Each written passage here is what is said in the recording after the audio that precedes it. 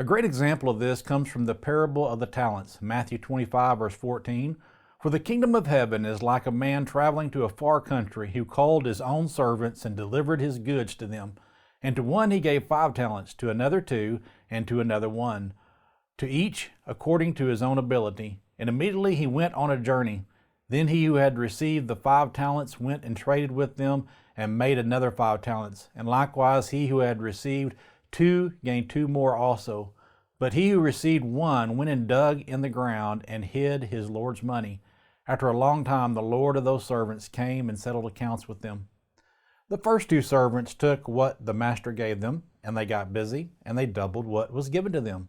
But that 1 talent man decided to hide his talent and do nothing. He didn't lose the money by doing something sinful, but he didn't do any good either. And when the master came back, he was very pleased with the first 2 servants, and so he was able to award them and give them great things for their accomplishments. But I want you to notice what our text says about the 1 talent man, starting at verse 24. Then he who had received the 1 talent came and said, Lord, I knew you to be a hard man, reaping where you have not sown, and gathering where you have not scattered seed. And I was afraid, and went and hid your talent in the ground. Look, there you have what is yours. But his Lord answered and said to him, You wicked and lazy servant, you knew that I reap where I have not sown, and gather where I have not scattered seed. So you ought to have deposited my money with the bankers, and at my coming I would have received back my own with interest. Therefore take the talent from him, and give it to him who has 10 talents. For to everyone who has, more will be given, and he will have abundance. But from him who does not have, even what he has will be taken away. And cast the unprofitable servant into outer darkness. There will be weeping and gnashing of teeth. Some Christians are like this 1 talent man.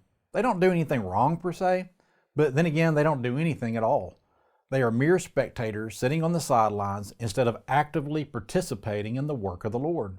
If good wins, they join in the celebration even though they did nothing to produce the victory.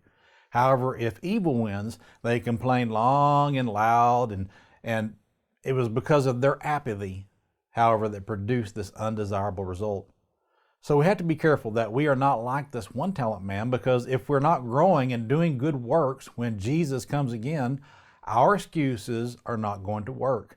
And he's going to tell us the same thing the master did to that 1 talent man, you wicked and lazy servant.